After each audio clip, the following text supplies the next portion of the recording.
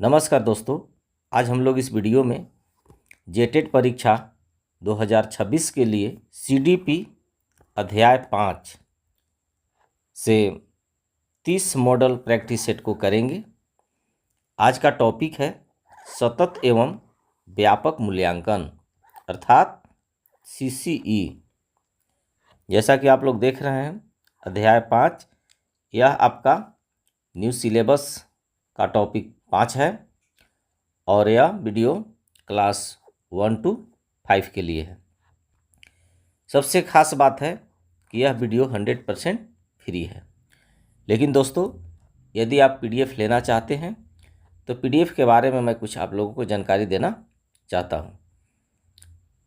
तो देखिए, यहाँ पर आपको समझना है कि पीडीएफ लेने के लिए 99 रुपये आपको इस नंबर पर फ़ोन पे करना है और 99 रुपये फ़ोन पे से डालने के बाद उसका स्क्रीनशॉट इसी नंबर पर व्हाट्सएप करना है और आपको क्लास लिख देना है कि किस क्लास का पीडीएफ आपको चाहिए।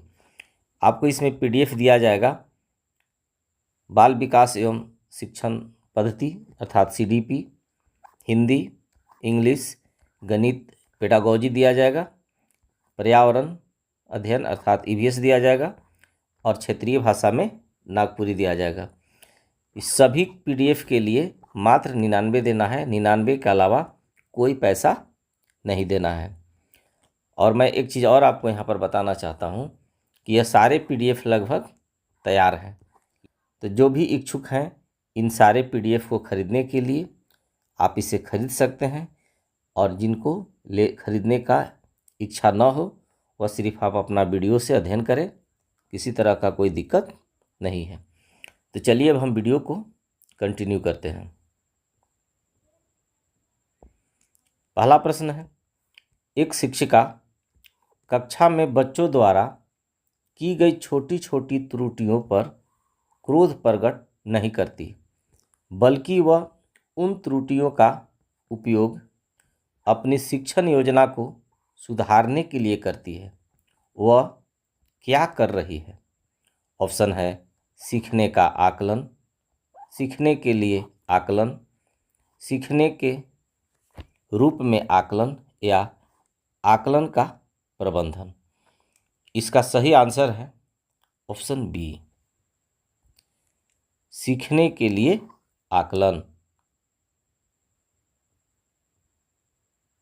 प्रश्न 2 है, सीसीई के अंतर्गत सतत अर्थात कंटिन्यूअस शब्द का सबसे उपयुक्त और व्यवहारिक अर्थ क्या है? ऑप्शन है बिना किसी अंतराल के हर सप्ताह लिखित परीक्षा लेना, शिक्षण अधिगम प्रक्रिया के साथ साथ निरंतर बच्चों के सीखने का अवलोकन और उसमें सुधार करना, सत्र की शुरुआत में और सत्र के अंत में केवल 2 बार परीक्षा लेना, या बच्चों को रोज गृह कार्य देना और उसकी जांच करना। इसका सही आंसर है ऑप्शन बी, शिक्षण अधिगम प्रक्रिया के साथ साथ निरंतर बच्चों के सीखने का अवलोकन और उसमें सुधार करना।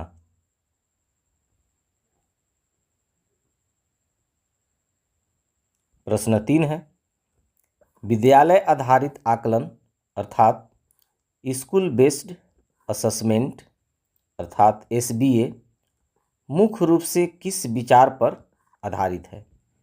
ऑप्शन है बाहरी परीक्षकों की तुलना में स्थानीय शिक्षक अपने शिक्षार्थियों की क्षमताओं को बेहतर जानते हैं, परीक्षा के अंक ही छात्र की योग्यता का एकमात्र पैमाना है, स्कूल प्रबंधन को बोर्ड परीक्षाओं की तुलना में बहुत अधिक सख्त होना चाहिए, या छात्रों को बिना किसी परीक्षा के सीधे प्रमोट कर देना चाहिए।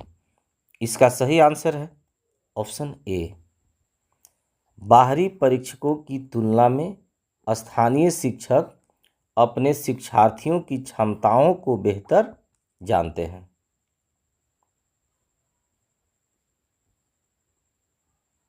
प्रश्न 4 है, प्राथमिक स्तर पर लेवल 1 पर बच्चों के समग्र विकास को दर्ज करने के लिए निम्नलिखित में से कौन सा उपकरण सबसे विश्वसनीय माना जाता है? ऑप्शन है केवल वार्षिक लिखित परीक्षा की कॉपियाँ, पोर्टफोलियो जिसमें समय के साथ बच्चे के विभिन्न कार्यों का संग्रह हो, बच्चों की दैनिक उपस्थिति पंजी या केवल मौखिक साक्षात्कार की रिपोर्ट। इसका सही आंसर है ऑप्शन बी, पोर्टफोलियो जिसमें समय के साथ बच्चे के विभिन्न कार्यों का संग्रह हो। प्रश्न 5 है, सीखने के रूप में आकलन निम्नलिखित में से किसे बढ़ावा देता है?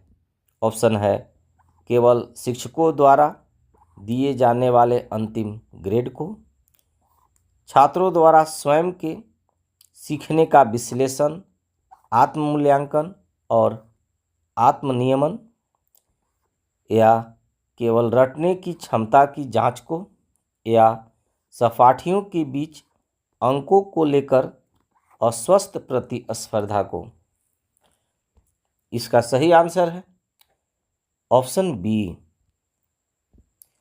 छात्रों द्वारा स्वयं के सीखने का विश्लेषण, आत्म-मूल्यांकन और आत्म-नियमन। प्रश्न 6 है, सीसीई के संदर्भ में सहशैक्षणिक क्षेत्रों के मूल्यांकन के अंतर्गत कौन सा घटक शामिल नहीं है? ऑप्शन है जीवन कौशल और सामाजिक गुण, खेलकूद, योग और शारीरिक शिक्षा, गणित, विज्ञान और सामाजिक विज्ञान की लिखित थ्योरी परीक्षा, या कला, संगीत और रचनात्मक गतिविधियाँ। इसका सही आंसर है ऑप्शन सी, गणित, विज्ञान और सामाजिक विज्ञान की लिखित थ्योरी। यह सहशैक्षणिक क्षेत्रों के मूल्यांकन के अंतर्गत शामिल नहीं होता है।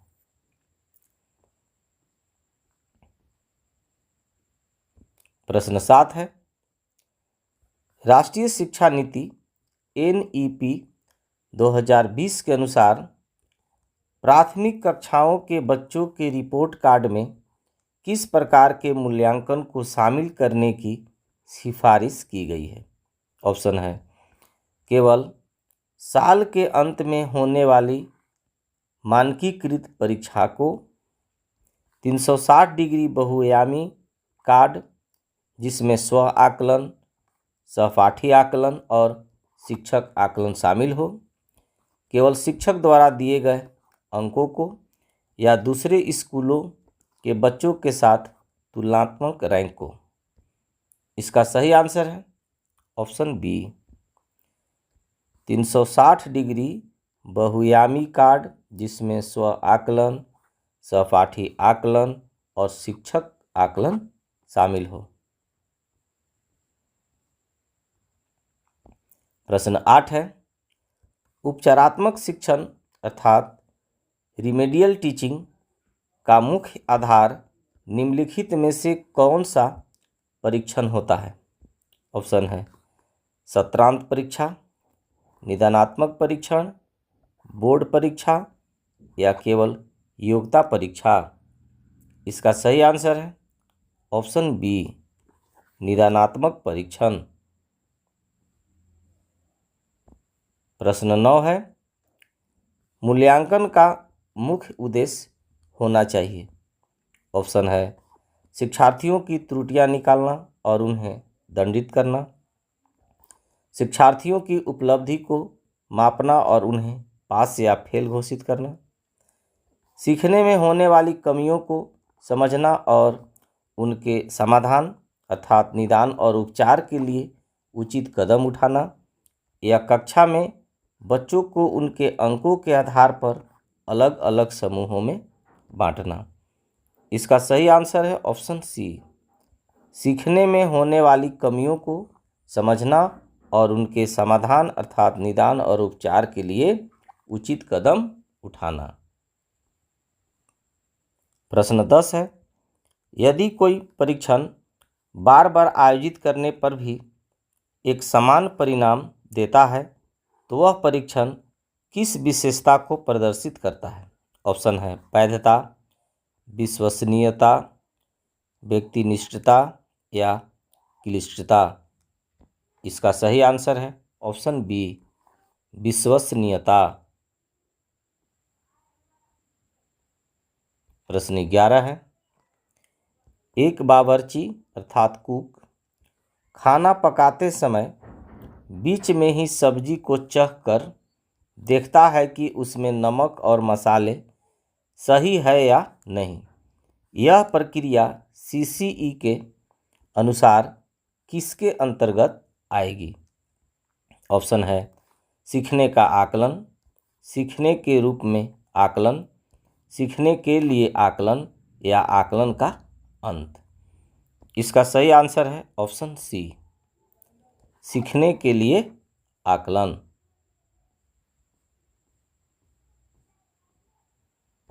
प्रश्न 12 है, सीसीई के तहत चेकलिस्ट और रेटिंग स्केल का उपयोग मुख्य रूप से किस प्रकार की जानकारियों को दर्ज करने के लिए किया जाता है? ऑप्शन है छात्र के शुद्ध गणितीय अंकों को दशमलव में मापने के लिए, छात्र के व्यवहार, दृष्टिकोण, रुचियों और सामाजिक कौशलों के स्तर को जांचने के लिए, केवल वार्षिक परीक्षा के प्रश्न पत्र का ब्लूप्रिंट तैयार करने के लिए या छात्र की वित्तीय पृष्ठभूमि को रिकॉर्ड करने के लिए। इसका सही आंसर है ऑप्शन बी, छात्र के व्यवहार, दृष्टिकोण, रुचियों और सामाजिक कौशलों के स्तर को जांचने के लिए। प्रश्न 13 है, योगात्मक मूल्यांकन की सबसे प्रमुख विशेषता क्या है? ऑप्शन है यह शिक्षण अधिगम प्रक्रिया के दौरान लगातार प्रतिपुष्टि अर्थात फीडबैक प्रदान करता है, यह एक निश्चित अवधि या शैक्षणिक सत्र की समाप्ति पर छात्र की कुल उपलब्धि का आकलन करता है, इसमें शिक्षक और छात्र दोनों मिलकर योजना बनाते हैं, या यह केवल खेल कूद की गतिविधियों पर केंद्रित होता है। इसका सही आंसर है ऑप्शन बी, यह एक निश्चित अवधि या शैक्षणिक सत्र की समाप्ति पर छात्रों की कुल उपलब्धि का आकलन करता है। प्रश्न 14 है, बाल केंद्रित शिक्षा के अंतर्गत प्राथमिक स्तर पर सतत मूल्यांकन का स्वरूप कैसा होना चाहिए? ऑप्शन है अत्यधिक कठोर, औपचारिक और परीक्षा केंद्रित। ऑप्शन बी है लचीला, अनौपचारिक और बच्चे की स्वाभाविक सीखने की गति के अनुकूल, पूरी तरह से पुरस्कार और सजा की प्रणाली पर आधारित, या केवल बाहरी उड़न दस्तों द्वारा नियंत्रित। इसका सही आंसर है ऑप्शन बी, लचीला, अनौपचारिक और बच्चे की स्वाभाविक सीखने की गति के अनुकूल। प्रश्न 15 है, सतत और व्यापक मूल्यांकन में व्यापकता अर्थात कम्प्रिहेंसिव का निर्धारण निम्नलिखित में से किसके द्वारा संभव नहीं है? यहाँ पर संभव नहीं है यानी निगेटिव है। ऑप्शन है बहुबुद्धि सिद्धांत के आधार पर विभिन्न कौशलों को जांचना, सीखने के विभिन्न क्षेत्रों संज्ञानात्मक, भावात्मक और गत्यात्मक के मूल्यांकन द्वारा, केवल एक आयामी और मानकीकृत लिखित परीक्षाओं के आयोजन द्वारा, या विभिन्न प्रकार के गुणात्मक और मात्रात्मक उपकरणों के सामूहिक प्रयोग द्वारा। इसका सही आंसर है ऑप्शन सी, केवल एक आयामी और मानकीकृत लिखित परीक्षाओं के आयोजन द्वारा। प्रश्न 16 है, उपाख्यानात्मक अभिलेख में एक शिक्षक को मुख्य रूप से क्या दर्ज करना चाहिए?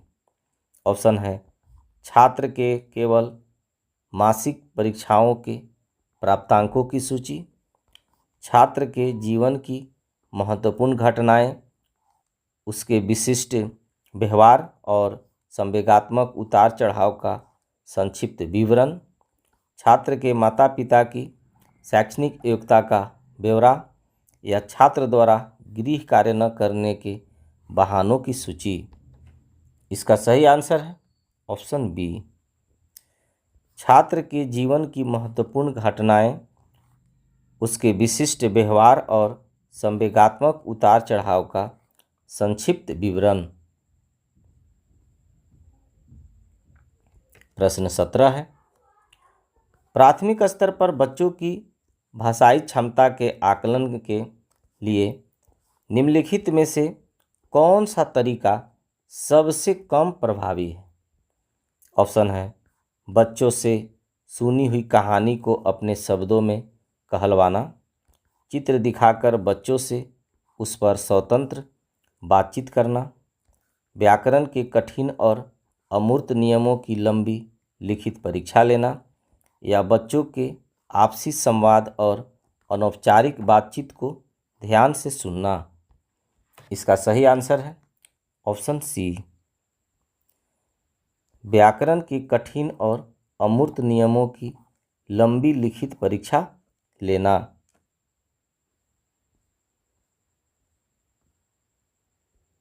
प्रश्न 18 है, सीसीई के अनुसार यदि कोई छात्र किसी विशेष विषय में लगातार असफल हो रहा है तो शिक्षक की पहली तार्किक जिम्मेदारी क्या होगी?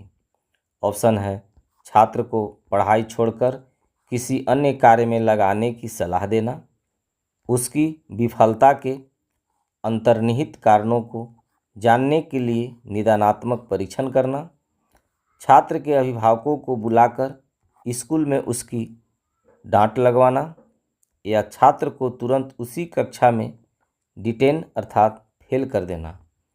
इसका सही आंसर है ऑप्शन बी, उसकी विफलता के अंतर्निहित कारणों को जानने के लिए निदानात्मक परीक्षण करना। प्रश्न 19 है, सीखने का आकलन आमतौर पर किस समय और क्यों किया जाता है?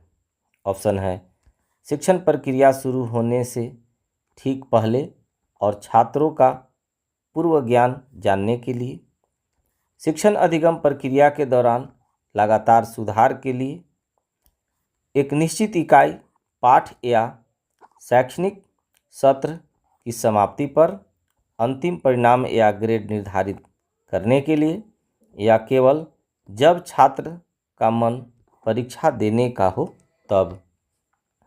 इसका सही आंसर है ऑप्शन सी, एक निश्चित इकाई पाठ या शैक्षणिक सत्र की समाप्ति पर अंतिम परिणाम या ग्रेड निर्धारित करने के लिए।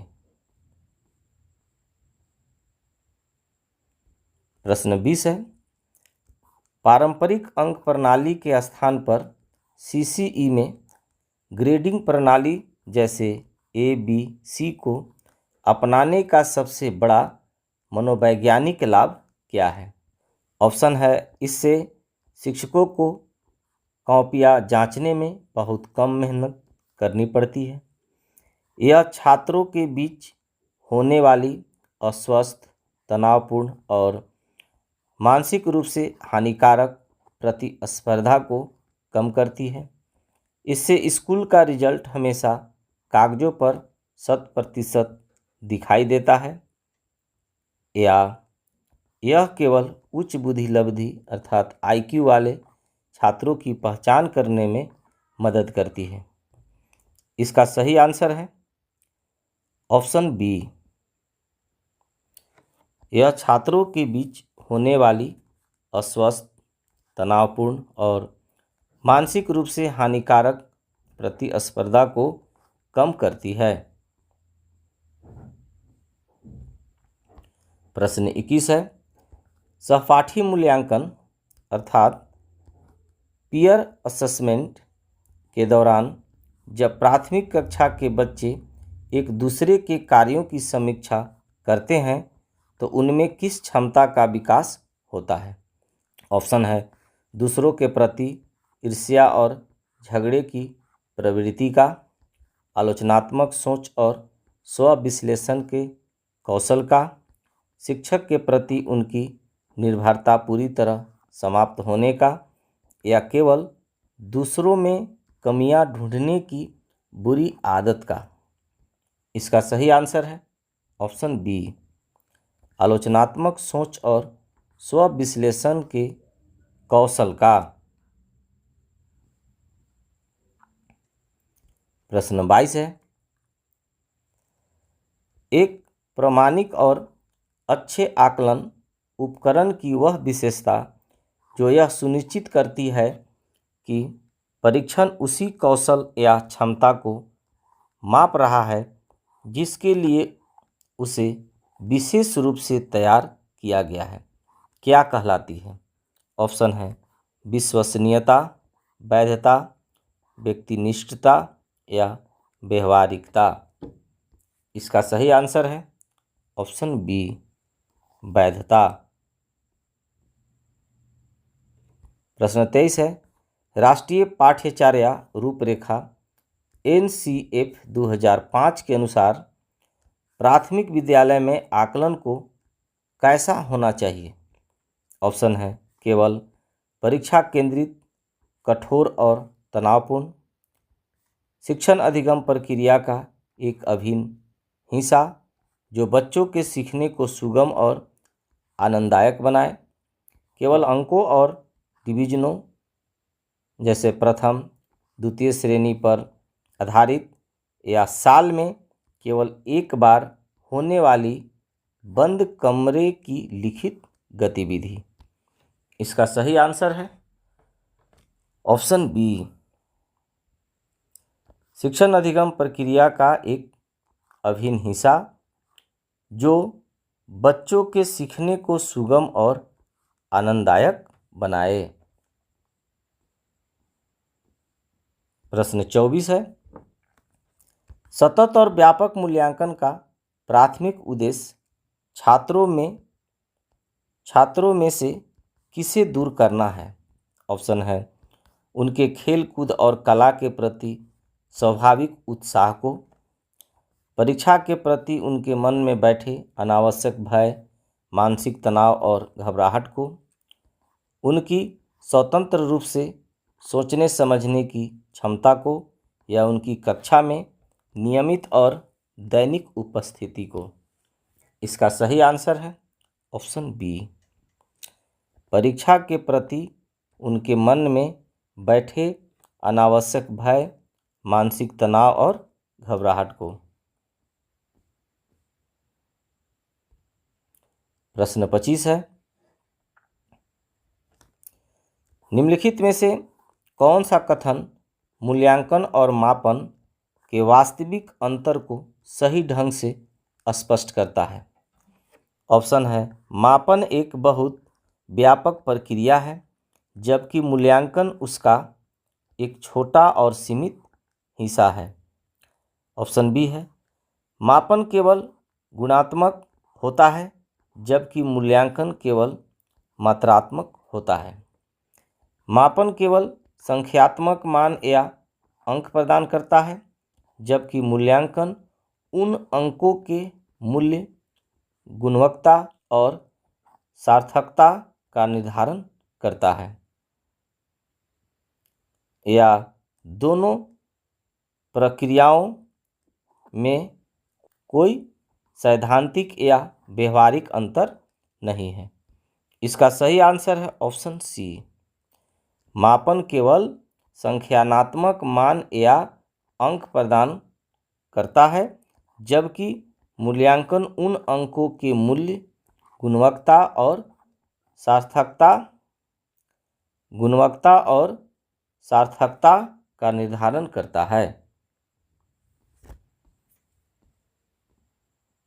प्रश्न 26 है, रचनात्मक मूल्यांकन के लिए निम्नलिखित में से किस उपकरण का उपयोग नहीं किया जाना चाहिए?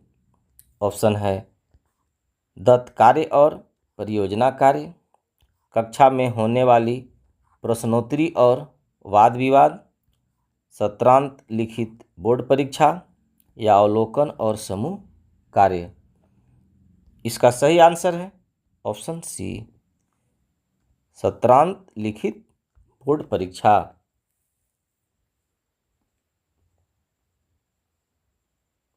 प्रश्न 27 है, प्रगतिशील शिक्षा के संदर्भ में बच्चों का आकलन किस प्रकार होना चाहिए? ऑप्शन है गतिशील, निरंतर और पूरी तरह से शिक्षण अधिगम प्रक्रिया का हिस्सा होना चाहिए, केवल वस्तुनिष्ठ बहुविकल्पीय प्रश्नों की OMR शीट द्वारा होना चाहिए, सत्र के अंत में केवल बंद किताबों वाली परीक्षाओं द्वारा होना चाहिए या पूरी तरह से बाहरी एजेंसियों द्वारा मानकीकृत परीक्षणों पर आधारित होनी चाहिए। इसका सही आंसर है ऑप्शन ए, गतिशील, निरंतर और पूरी तरह से शिक्षण अधिगम प्रक्रिया का हिस्सा होना चाहिए। प्रश्न 28 है, व्यापक मूल्यांकन के अंतर्गत भावात्मक क्षेत्र अर्थात अफेक्टिव डोमेन का संबंध छात्र के किस महत्वपूर्ण पक्ष के आकलन से है? ऑप्शन है छात्र की तार्किक सोच और गणितीय गणना क्षमताओं से, छात्र के शारीरिक अंगों के समन्वय और हस्तकौशलों से, छात्र की वृत्तियों, संवेगों, आदतों और मूल्यों और रुचियों से, छात्र की केवल रटने और याद रखने की क्षमता से। इसका सही आंसर है ऑप्शन सी, छात्र की वृत्तियों, संवेगों, आदतों, मूल्यों और रुचियों से। प्रश्न 29 है, सीखने के लिए आकलन अर्थात असेसमेंट फॉर लर्निंग निम्नलिखित में से किसका ध्यान रखता है सिवाय छात्र की विभिन्न अधिगम शैलियों का, छात्रों की व्यक्तिगत क्षमताओं और आवश्यकताओं का, छात्रों द्वारा परीक्षाओं में प्राप्त किए गए सटीक अंकों और रैंक का, या छात्रों की अधिगम संबंधी त्रुटियों और अंतरालों का। इसका सही आंसर है ऑप्शन सी, छात्रों द्वारा परीक्षाओं में प्राप्त किए गए सटीक अंकों और रैंक का।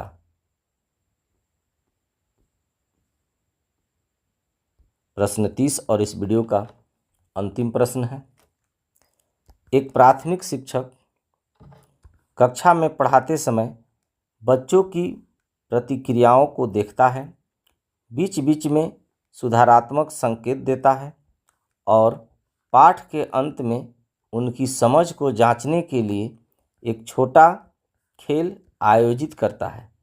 शिक्षक द्वारा अपनाई गई यह रणनीति किसका सटीक उदाहरण है? ऑप्शन है केवल योगात्मक मूल्यांकन का, बाह्य और कठोर मापन का, सतत एवं रचनात्मक मूल्यांकन का, या केवल मानक संदर्भित परीक्षण का। इसका सही आंसर है ऑप्शन सी, सतत एवं रचनात्मक मूल्यांकन का। डियर गाइज, आई होप आपको यह वीडियो पसंद आया होगा। Thanks for watching.